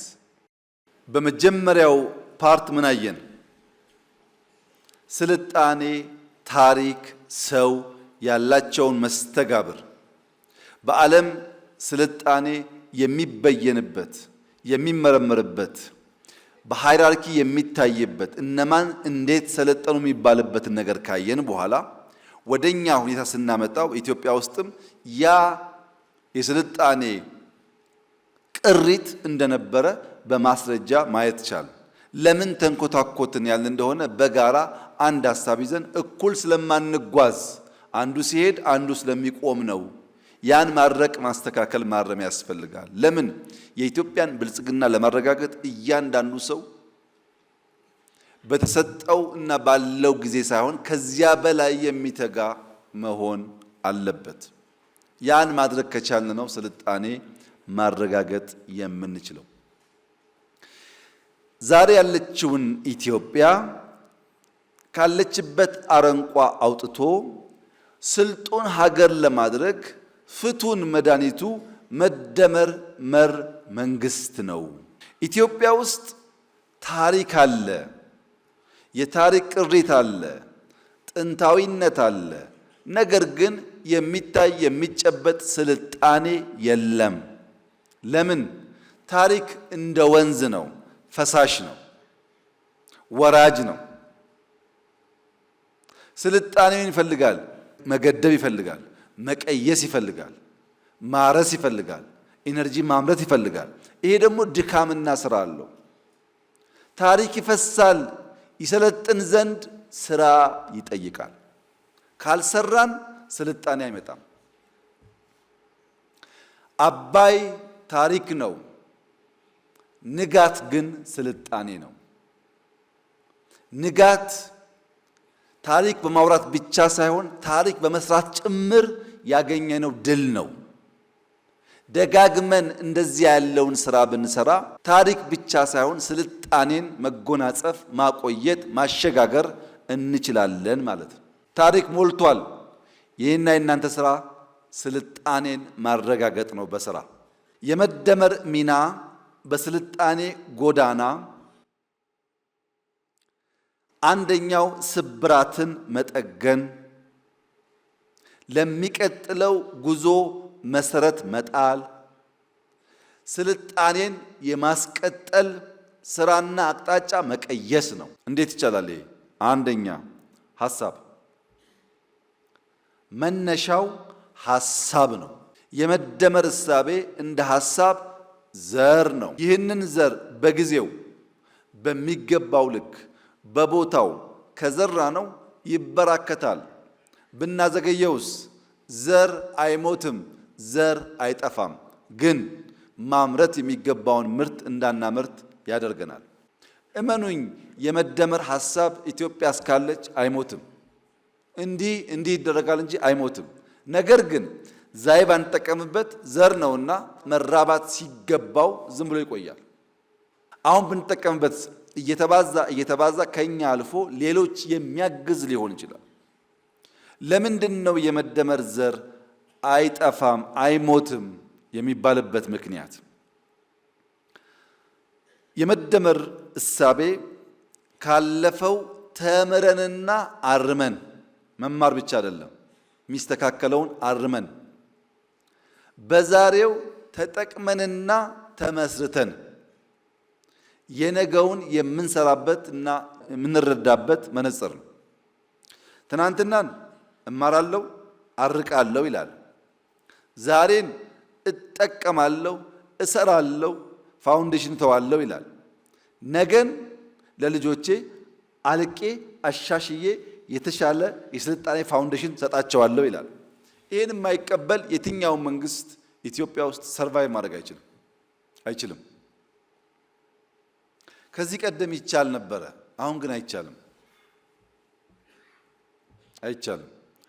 ዘመን መዋጀት ማለት አሁን ያለውን ነገር መገንዘብ ማለት ነው። አሁን ያለውን ነገር የማይገነዘብ ሰው ሲጀመር መንግስት አይሆንም። ምክንያቱም የተቀየረ ዓለም ውስጥ ያልተቀየረ እሳቤ መምጣት አይችልም። የተቀየረ ዓለም ውስጥ ራሱን ቀይሮ የመጣ ደግሞ ካለ ትናንትናና ነገን ማያያዝ ግዴታው ይሆናል። ይህን የማይቀበል ከሆነ በተሟላ መንገድ መሻቱን ሊከውን ሊያሳካ አይችልም። በተደጋጋሚ መደመር ማለት የሐሳብ የአቋምና የአቅም ድማሮ ነው። መደመር ማለት አንድ ሲደመር አንድ ሁለት ማለት አይደለም። ከዛ ይዘላል። የብዙ ነገሮች ድምር ውጤት ነው ብለን እናነሳ ነበር። የመደመር አዕማዶች በ7 ኤስ የገለጽናቸው የመጀመሪያው የአቅም ተደማሪነት ሲነርጂ ያልነው ነው። ሲነርጂ የአቅም ተደማሪነት ነው። የጊዜ ተደማሪነት ሲንክሮኒ ያልነው ነው። የስርዓት ተደማሪነት ሲስተም ያልነው ነው። የስልት ተደማሪነት ሲሜትሪ ያልነው ነው። ስልት ደምሯል፣ ስርዓት ደምሯል፣ ጊዜ ደምሯል፣ አቅም ደምሯል። ከዚያ ቀጥሎ ግን በ3ኤስ ያልናቸው የሚደምራቸው አንደኛ መዋቅር ነው፣ ሲንትሮፒ። መደመር በሲንትሮፒ እንጂ በኢንትሮፒ አያምንም። በመገንባት እንጂ በማፍረስ አያምንም። በመገንባት ማመኑ በራሱ በታሪክ ጉድኝትና ትስስር ውስጥ ያለውን ስፍራ በግልጽ ያመላክታል። ማንኛውም ታሪካዊ ሂደት ተገንብቶ መሸጋገር አለበት የሚለው እሳቤ ከሲንትሮፒ እምነት የመጣ ነው። ሌላውሳ የህይወት ተደማሪነት ሲምባዮሲስ። የመጨረሻው የራዕይ ተደማሪነት ወይም ሲኖፕሲስ ይባላል። ዋናውን ነገር በቀለለ መንገድ ባጠረ መንገድ የሚገልጠው ማለት ነው። እነዚህ 3S ያልናቸው ሲስተም፣ ስትራክቸር እና ስትራቴጂ ወይም ሲስተም፣ ሲሜትሪ እና ሲንትሮፒ የአቋም ድማሮ ሲሆኑ ሲነርጂ የአቅም ድማሮ ነው። አቅምና አቋም ሲደመሩ ጊዜና ህይወት ሲደመር የበለጸገ ሀገር ይፈጥራል። ያ ነገር ነው የኢትዮጵያን ብልጽግና እውን ሊያደርግ የሚችለው፣ የኢትዮጵያን መለወጥ እውን ሊያደርግ የሚችለው፣ የኢትዮጵያን መሻሻል እውን ሊያደርግ የሚችለው። ለምን? በሁሉም ውስጥ ይብዛም ይነስም የሚጠቅም እውቀት የሚጠቅም ሀሳብ ስላለ። ቀመሩስ ምንድን ነው? አንደኛው ማሰባሰብ፣ ዛሬ ላይ የሚገኙ ሀሳቦች፣ ሀብቶች፣ አቅሞች፣ ሙከራዎች ካሉ ሳይንጠባጠቡ ማሰባሰብ። ካልተሰበሰበ ይበተናል። እንኳን ሀሳብ እንኳን ሀብት እህል እንኳን በጊዜው በወቅቱ ሰብስበን ካላስቀመጥን ይባክናል። መሰብሰብ አለበት። ሁለተኛው ማከማቸት ነው። በትናንት ሀሳብ፣ በትናንት አቅም፣ በትናንት ሀብት ላይ ዛሬን መጨመር ማከማቸት እሱ ነው። ሶስተኛው ማካበት ነው።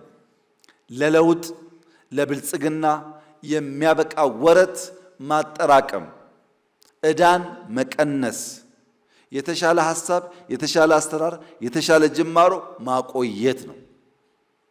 ይህን ማድረግስ እንዲሁ ቀላል ነገር ነው አይደለም። ሁልጊዜም ወጣ ያሉ ሀሳቦች ትናንት በነበረው ስልጣኔ፣ አሁን ባለንበት ዓለም፣ ነገም በሚፈጠረው ዓለም ውስጥ የሀሳብ ጅማሮን በፍጥነት ኢምብሬስ አድርገው የሚሄዱ ሰዎች ውስን ናቸው። መጀመሪያ ያላግጣሉ፣ መጀመሪያ ይስቃሉ፣ መጀመሪያ አቃቂር ያወጣሉ። እየደረመሰ ሲሄድ ግን ይከተላሉ። ለምሳሌ ሁላችሁም እንደምታውቁት በኢህአደግ የመጨረሻው ጉባኤ ሐዋሳ ላይ አዲስ አበባን እንደ ስሟ አበባ እናረጋታለን ሲባል ኢህአደጎች ነበሩና እንኳን እናንተ እኛም አልቻልናትም ነው ያሉት። ኮሪደር ሲባል የኮሪደር ዴቨሎፕመንት ሲባል እዚህ ፒያሳ አካባቢ ሲጀመር ብዙ ሐሜት ነበረ።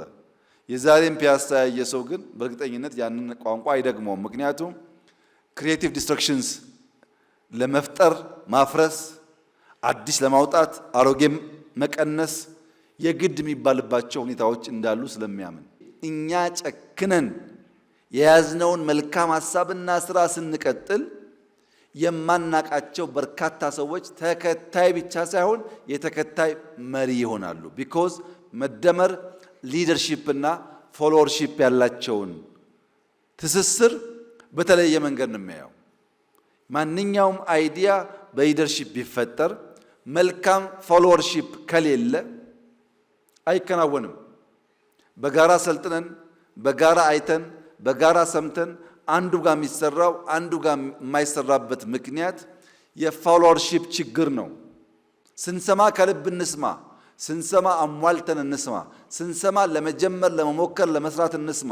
የነበረብን ችግር መነሻ ላይ አይዲያውን በቅጡ መረዳት፣ አይዲያውን ኢምብሬስ ማድረግ፣ አይዲያውን ኢንተርቴን ማድረግ፣ አይዲያውን ከተገነዘብን በኋላ በተግባር በስራ መግለጥ ነበር ችግሩ። አሁን እሳ ያው ሰምታችሁ ይሆናል መደመር በፓኪስታን ቋንቋ፣ በኪስዋሂሊ፣ በጀርመን በብዙ ቋንቋዎች ሲተረጎመ ነው። ብትፈልጉም ባትፈልጉም ሄደ ማለት ነው። ሐሳብ ሲጀመር እንዲህ ያለ መከራ አለው። ሲጀመር እየቀጠለ ሲሄድስ ተከታዩ ብዙ ነው። አደጋው የት ጋ ነው? አሁን አደጋው የሰው ልጅ የራሱን ድል ማሽሞንሞን፣ የራሱን ድል መሞሸር ሲጀምር ራሱን መግደል ጀመረ ማለት ነው።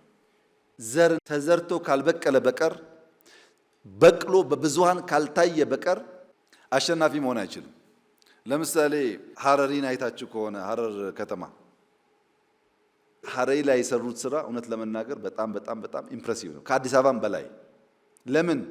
አዲስ አበባ ይብዛም ይነስም እንደተባለው ብዙ አመራር አለ፣ ብዙ አይን አለ፣ ብዙ አጋዥ ይኖር ይችላል። እነሱ በራሳቸው አቅም በሌለ ሪሶርስ ያንን ህዝብ አንቀሳቅሰው ያስገኙት ውጤት ለብዙዎቻችሁ ትምህርት ይሆናል። ሐረሪ ተለውጦ አሶሳ ወይም ቦንጋ ወይም ጋምቤላ ባይለወጥ እውነተኛ ልብ ያለው ሰው መገምገም ነው። የሐረሪ ሪሶርስ እና የአሶሳ ሪሶርስ፣ የሐረሪን ሰውና የጋምቤላን ሰው መፈተሽ ነው። በየትኛው መመዘኛ ሐረሪ ከሌሎች ክልሎች ያነሰ ሳይዝና ሀብት ነው እንጂ ያለው የበለጠ የለውም። ባነሰ ገንዘብና ሰው እንደዚያ ያለውን ታሪካዊ ስራ መስራት ከቻሉ ሁላችንም ጋር ይቻል ነበር ማለት ነው። ሐሳቡን በትክክል ገዝተን ብንተጋ እና ሐሳብ መነሾ ነው፣ ዘር ነው። ሁለተኛውስ መሻገሪያ ነው። የመደመር መንገድ መሻገሪያ ነው። የመደመር ሐሳብ መነሾ ዘር ነው። መሻገሪያ ግን ድልድይ ውድ ነው። መንገድ መስራትና ድልድይ መስራት እኩል አይደለም። ድልድይ ውድ ነው። ለመሻገር ውዱን፣ ለመሻገር ከባዱን፣ ለመሻገር ውሃን፣ ሸለቆን ክሮስ ማድረግ ይጠይቃል። ዝም ብሎ መፍሰስ መንገድ ላይ ይቻላል። መሻገር ሲታሰብ ግን መሃል ላይ ጎርጅ አለ ማለት ነው። ያ ጎርጅ ድልድይ ዲማንድ ያደርጋል። ድልድይ ደግሞ ውድ ነው። የላቀ እውቀት ይፈልጋል፣ ትጋት ይፈልጋል። ስራውም እንደ መንገድ ቀላል አይደለም። ሸለቆን ለመሻገር የምናነሳቸው ጥያቄዎቹን የምንረዳበት መንገድ፣ የምንፈታበት መንገድ በጣም ወሳኝ ነው። ታላቁ የሀገራችን ጥያቄ፣ ዋናው ጥያቄ ምንድን ነው? በወጉ በስርዓት በቅጡ ጥያቄውን መገንዘብ የመጀመሪያው እርምጃ ስለሆነ ተሞክረው ያልተሳኩ ሞዴሎች እነማን ናቸው? ያለፈውን ማፍረስ፣ ያለፈውን ማንቋሸሽ፣ ያለፈውን መጣል እንደ ግብ የያዘ ኃይል ነገን ሊሰራ ይችላል ወይ? እየደመሰሱ አዲስ መቅዳት ያዋጣል ወይ? ብልጽግናን፣ ልማትን፣ ለውጥን፣ እኩልነትን፣ አብሮ ማደግን ግብ ያላደረገ ማንኛውም ኃይል አሁን ካለንበት ወደሚቀጥለው ደረጃ ሊወስደን ይችላል ወይ? እነዚህ ለመመለስ ስልቶቻችንን ማየት ያስፈልጋል።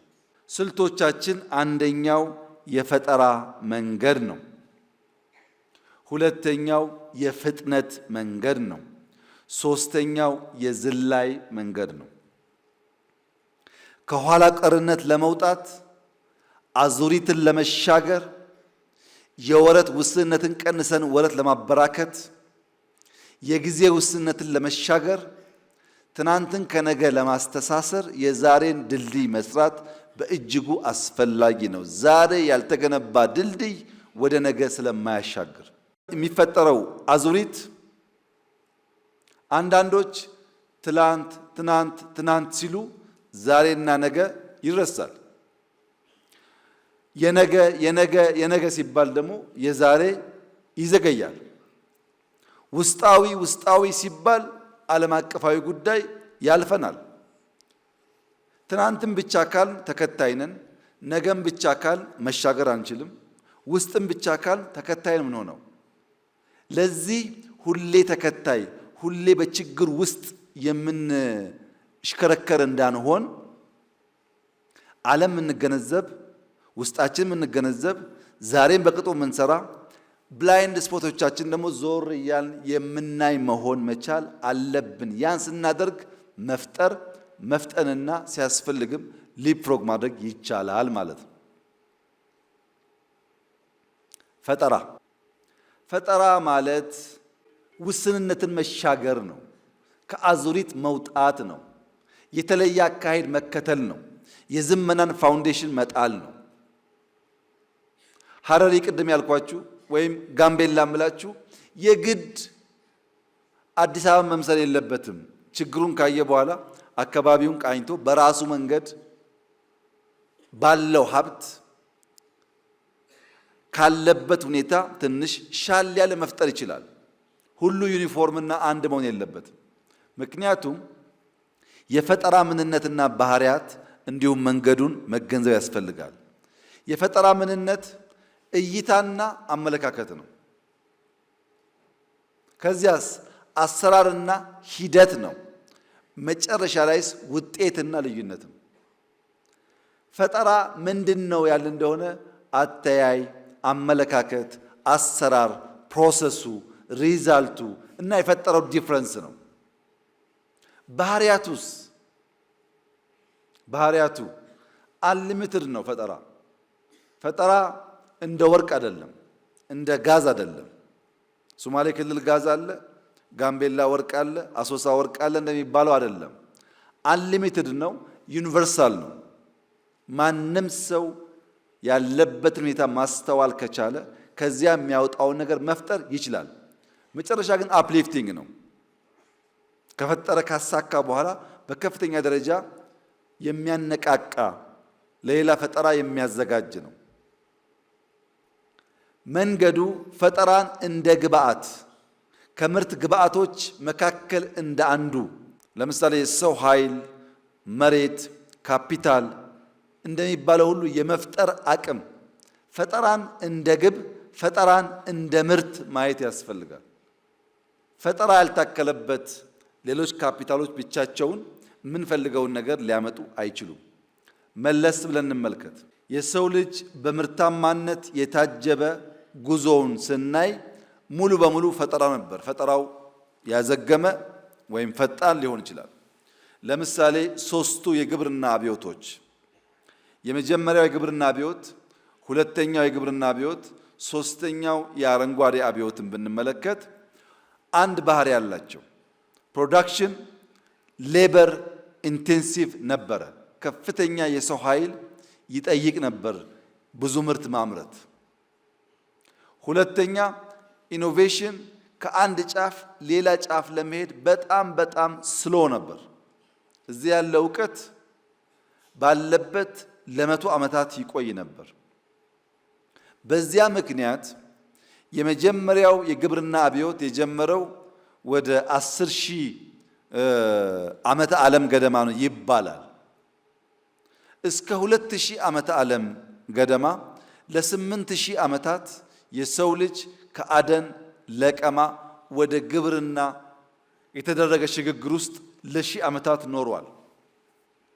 ቬሪ ስሎ የሆነ ሙቭመንት እንቅስቃሴ ነበር። ሁለተኛው የግብርና አብዮት 17 ሴንቸሪ አካባቢ መጣው እስከ 19 ሴንቸሪ 200 ዓመት ቆይቷል።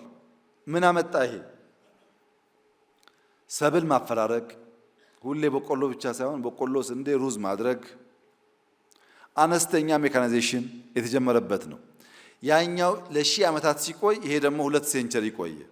ሶስተኛው አረንጓዴ አብዮትስ 1930 ገደማ ጀምሮ 1960 ገደማ ድረስ ነው የሄደው። አንደኛ ፕሮዳክቲቪቲ ጨመረ በስፋት። ምን አዲስ ነገር አመጣ ያላችሁ እንደሆነ ማዳበሪያ መጠቀም፣ ተባይ መከላከያ መጠቀም፣ መስኖ መጠቀም፣ ሜካናይዜሽን መጠቀም፣ ምርታማነት ለማሳደግ የሚያስችሉ በአጫጭር ጊዜ የሚበቅሉ ሰብሎች መመራመርና ማግኘት፣ ውስን ውሃ በውስን ቦታ ሰፊ ምርት በጣም በአጭር ጊዜ ውስጥ። የመጀመሪያው ለ1000 ዓመታት ቆየ፣ ሁለተኛው ለሴንቸሪ ቆየ፣ ይሄኛው ደግሞ ለ10 ዓመታት ቆየ። የኛስ ሶስተኛው አረንጓዴ አብዮት ባለቀበት ዘመን የኢትዮጵያ ዘፈን በሬና ገበሬው ይላል። ቢያንስ 19 ሴንቸሪ ሜካናይዜሽን ሲፈጠር ያ የበራለት አንቂው ሰው በሬና ገበሬ ትስስር የለውም፣ በሬ ከትራክተሩ ቢል ኖሮ ሰው ምን እያለ ነው፣ ምን አስቦ ነው ይጠይቅ ነበር። ግን ከአረንጓዴ አብዮት በኋላም ዘፈኖቻችን በሬና ገበሬው፣ ስዕላችን በሬና ገበሬው፣ ማረሻና ቀንበሩ ስለሆነ እዛው ቀረን ማለት ነው። የግብርና ሪቮሉሽን ከጀመሩ አገራት ተርታ የምንመደብ ቢሆንም እስከ ዛሬ በሬና ገበሬን ማላቀቅ አልቻልንም። ለምን? በፈጠራ የታጀበው መንገድ በጣም ስላግሽ ስለሆነ እኛ በዚያ ውስጥ ተጽናንተን መኖር፣ መቆየት፣ አለመስፈንጠር ልምምዳችን ስለሆነ። ሁለተኛው አምስቱ የቴክኖሎጂ አብዮት ነው። የመጀመሪያ የኢንዱስትሪ አብዮት 80 ዓመት ገደማ ነው የቆየው። ሁለተኛው ኤጅ ኦፍ ስቲም ኤንድ ሬልዌይስ የሚባለው ወደ 46 47 ወይም 50 ዓመት ነው የቆየው። ሶስተኛው ኤጅ ኦፍ ስቲል ኤሌክትሪሲቲ ሄቪ ኢንጂነሪንግ የሚባለው ደግሞ ከ1875 እስከ 1908 33 ዓመት የቆየው። ኤጅ ኦፍ ኦይል አውቶሞቢል ማስ ፕሮዳክሽን በኋላ የመጣው ደግሞ 60 ዓመት ገደማ ቆይቷል። ግን ራሱን በጣም እያዘመነ እየለወጠ የመጀመሪያው አውቶሞቢል ሳይሆን በጣም ፈጣን በጣም ትላልቆች እየተፈጠሩ ማለት ነው። አምስተኛው ኢንፎርሜሽን ኤንድ ቴሌኮሙኒኬሽን አብዮት ነው። እስካሁንም ያለው በጣም በከፍተኛ ደረጃ የሊፍሮግ እያደረገ አሁንም ያለው እስከ ኤአይ ዘመን ያለው ማለት ነው። ምንድነው ከቀድሞ የሚለየው ያላችሁ እንደሆነ በፍጥነት ምርት እና ኢኮኖሚ አድጓል።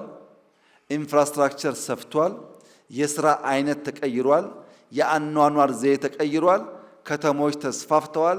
ኢንዱስትሪ ሰፍቷል። ቴክኖሎጂና ፈጠራ በከፍተኛ ደረጃ ፈጥኗል። ይፈጠራል፣ ይስፋፋል። ድሮ ቢፈጠርም አይስፋፋም። ሚንስ ኦፍ ኮሚኒኬሽን አልነበረም። የኢንዱስትሪያል ሪቮሉሽን ለዓለም ያስገኘው ነገር በከፍተኛ ደረጃ የምርት መትረፍረፍ እንዲመጣ ማስቻል ነው። ከዚያ መቋደስ ያልቻሉ ሀገራት ወይም አልሰሙም ታጥረዋል፣ ከሰሙም አልፈጠሩም ማለት ነው። የዛሬ 3 ዓመት 4 ዓመት ዩኤቪ ድሮ ምናምን ስንል እንደምታስታውሱት ለብዙዎቻችን ተረት ነው። አርቲፊሻል ኢንተለጀንስ ሲባል ለብዙዎቻችን ቀልድ ነው። ዛሬ ግን ሰለጠንኩ አደኩ የሚል ሀገር ፕሮዳክቱን ሲያመጣ እኔም እኮ እንደዚህ ሞክሬያለሁ፣ እኔም እኮ እንደዚህ አለኝ ማለት ቻልን። ሌት ካመር አድቫንቴጅን ሊፍሮግ እናድርግ አንቀመጥ ያልነው ሰራ ማለት ነው። በግብርናውና በኢንዱስትሪ ሪቮሉሽን እንደዚህ ቀድመን ሙከራዎች ብናደርግ ከዋናዎቹ እንኳ ባንሆን ቢያንስ በበቂ ከሚጠቀሙት መሆን እንችል ነበር። ያ ድጋሚ እንዳይደገም ነው አሁን ሙከራዎች የሚደረጉት። የፈጠራ ሙላት የሚፈጠረው ከችግር ተንታኝነት ወደ መፍትሄ አመንጭነት። ችግርማ ኖርንበት፣ እሱ መተንተን ሳይሆን እንዴት ነው ከዛ ልንወጣ የምንችለው የሚል መፍትሄ ማፍለቅ መቻል። በፈጠራ ማምረት ራሱ ፈጠራን ማምረት ሲቻል፣ በችግር አለመታጠር በመፍትሄ መሻገር ሲቻል፣ ገደብ የለሽ እና ሁሉን አቀፍ የሰፋና የፈጠነ ጅማሮች ማስተናሰል ሲቻል ነው። ለምሳሌ ኢትዮጵያ ውስጥ ችግር በሚመለከት ድርቅ እናውቀዋለን፣ አብረን የኖርን ያደግንበት ጉዳይ ነው። የተበጣጠሰ እርሻ እናውቀዋለን፣ ችግር ነው። የዝናብ ጥገኝነት እናውቀዋለን። የአየር ንብረት ለውጥ እናውቀዋለን፣ ችግሮቻችን ናቸው። ምን እድል አለ? ሰፊ መሬት አለ፣ የውሃ ሀብት አለ፣ የሰው ኃይል አለ። ይሄን እናውቃለን። አሁን ከኛ የሚጠበቀው የተበጣጠሰ መሬት ሳይሆን ኩታ ገጠም ማስፋት፣ ያልታረሱ ጦም ያደሩ መሬቶችን ወደ እርሻ ማስገባት፣ የበጋ ስንዴን ማስፋት፣ ሜካናይዜሽንን ማስፋት፣ አረንጓዴ አሻራን ወደ ፍሩት ወደ ኢንዲጂነስ ትሪ ማሳደግ፣ በጥራት ማስፋት። ምንድነው ይሄ? መፍትሄ ያመጣን ማለት ነው። አረንጓዴ አሻራ ሲሰፋ የአየር ንብረት ለውጥ አደጋ ያስከትልብንም። ክረምት ከበጋ ማረስ እንችላለን፣ ምርት ይሰፋል፣ ረሃብ ይጠፋል ማለት ነው። ችግሩን እናውቀዋለን። መፍትሄው ላይ ነው ርብርብና ስራ የሚያስፈልገው። መደመራዊ የፍጥነት መንገድ ይደርሳል አይደርስም፣ ይቻላል አይቻልም በሚል መላምትና ግራ መጋባት ውስጥ መቆየት ሳይሆን ከዚያ የወጣ በውጤት የሚገለጥ ፍጥነትን ማረጋገጥ ነው። የሂደት እና የውጤት ፍጥነት ማሳየት ነው። በትልቅ ማሰብ፣ በትንሽ መጀመር፣ ማበራከት፣ ማስተናሰልና ማላቅ ነው። ከጊዜ ኋላ እንድንገኝ ያደረገው የሂደትና የውጤት ፍጥነት መጓደል ነው። ስላግሽ የሆነ አካሄድ ከጊዜም ከውጤትም እንድንዘገይ አድርጎናል። ጊዜ ተሻግሮ አለማሰብ፣ ለነገ አለመዘጋጀት፣ ለትውልድ አለማቆየት። ሰርገኛ መጣ በርበሬ ቀንጥሱ፣ አስፋልት ከሆነ ሽሮ ፈሰስ። ጊዜን ማሳደር፣ ችግርን ማሳደር፣ ፕሮጀክቶች በጊዜ አለማጠናቀቅ፣ ሄዶ ሄዶ ለትውልድ የሚቆይን ወረት ማሳነስ ነው። በትልቁ ማሰብ፣ ከትንሽ መጀመር። ለምሳሌ ጽዱ ኢትዮጵያን የመፍጠር ግብ ከቢሮ ተጀመረ፣ ከተማ ተባለ፣ ወደ ሀገር እየሰፋ ሄደ። ኮሪደር፣ የበጋ ስንዴ፣ ሌማት፣ ግሪን ሌጋሲ፣ ሁሉም ኢኒሼቲቭ ጅማሮ አነስተኛ ነበር። በሂደት እየፈጠነ እየሰፋ እያደገ ጥራት እያረጋገጠ በሀገር ደረጃ ኢምፓክት የሚያመጣ ሆነ። አሁን ከጀመርናቸው ውስጥ ኮሪደር አሸልሟል፣ ግሪን ሌጋሲ አሸልሟል፣ ስንዴ አሸልሟል። አብዛኛው የእኛ ኢኒሼቲቮች በዓለም አቀፍ ደረጃ ሪኮግናይዝ የተደረጉና ሽልማት ያሰጡ ናቸው። ለምን? በቀጣይነትና በውጤት ማረጋገጥ ስለቻል። ፍጥነት ሲባል 3 አይነት ፍጥነቶች አሉ። አንደኛው ስፒድ ነው። በአማርኛ ቶሎታ ይባላል። በቶሎ መድረስ። ስፒድ ወደ ግራም ወደ ቀኝም ሊሆን ይችላል። ስፒድ ወደ ፊት ወደ ኋላም ሊሆን ይችላል። ስፒድ ወደ ላይ ወደ ታችም ሊሆን ይችላል። ብቻ መፍጠን፣ ብቻ ቶሎታ። ሁለተኛው ፍጥነት ቬሎሲቲ ይባላል። ፍጥነት ከትክክለኛ አቅጣጫ ጋር መፍጠን ብቻ ሳይሆን ራይት ዳይሬክሽን መሆን አለበት ያ ፍጥነት። ሶስተኛው አክሰሌሬሽን ይባላል፣ ወይም ሽምጠጣ፣ ጥድፈት ይባላል በአማርኛ። ይሄ ደግሞ ፍጥነት አለው፣ አቅጣጫ አለው። አቅጣጫው ላይ እያደገ የሚሄድ ፍጥነት አለው። ለምሳሌ የመጀመር ፍጥነት እንደምታዩት በአንድ ጊዜ ሁሉም ሯጭ ስብስብ ብሎ ይከመራል። ይሄ የመጀመር ፍጥነት ነው። በሂደት ምን ያጋጥማል? ይኸው እንደምታዩት በሂደት እየሳሳ እየፈጠነ የሚሄደው እየቀደመ፣ የሚዘገየው ደግሞ ከፈትፈት እያለ ይቀጥላል። በኋላ ላይ በሂደት ያለው ትጋት ወደ ውጤት ጥራት ሲመጣ እንደምታዩት የመጀመሪያው ሯጭ በከፍተኛ ፍጥነት ሲሄድ ተበተነ ሰው። ከኋላ የሚከተሉ 2 ሰዎች አሉ፣ 2 ኢትዮጵያውያን። ሶስተኛውን ተመልከቱት። ሶስተኛው ሁለተኛውን ቀደመ። ለምን? ለውጤት ጥራት። ቀድሞ ከፊት ያለው ግን ሰፊ ዲፍረንስ አላቸው። ሞፋራ በጣም ርቋል። እሱን ለመከተል የማስቀጠል ትሩፋት፣ በእያንዳንዷ ሰከንድ መፍጠን ብቻ ሳይሆን አክሰሌሬት እያደረገ እየጨመረ በመሄድ በመጨረሻ የፍጥነትን የትጋትን በቀጣይ የመልፋትን ውጤት ታዩበታላችሁ። ዲፍረንሱ እየጠበበ መጨረሻ ተመልከቱ።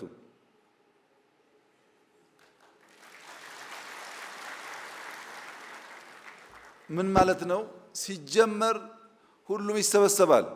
በቀጣይነት ሳናቋርጥ የያዝነውን ቅን ሐሳብና መልካም ሐሳብ ይዘን የምንቀጥል ከሆነ ቀድሞ ከኛ ጋር አጃቢ የነበረው ታዛቢ ይሆናል። እኛ ስንጨርስ ታዛቢ ይሆናል። ያኔ አልመሰለኝም ነበር፣ በደንብ አልነገራችሁኝም ነበር፣ ችግሩ እኮ አነጋገራችሁ ነው፣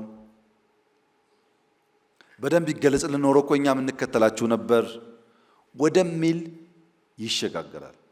ከእኔና ከእናንተ የሚጠበቀው የጀመርነው መልካም ዘር፣ የጀመርነው ፍጥነት፣ የጀመርነው ትጋት የተሟላ ፍሬ እስኪያፈራ ድረስ ባለማቋረጥ በቀናው ሐሳብ ቀን ከሌት ተግቶ ሰርቶ በስራ ማሳየት ነው። ያን ማድረግ ስንችል አብዛኛው የተራገፈ ብልጽግና የምንጨብጠው የምናሸተው የምናየው ፍሬ ለዜጎቻችን እየሆነ ይሄዳል ማለት ነው።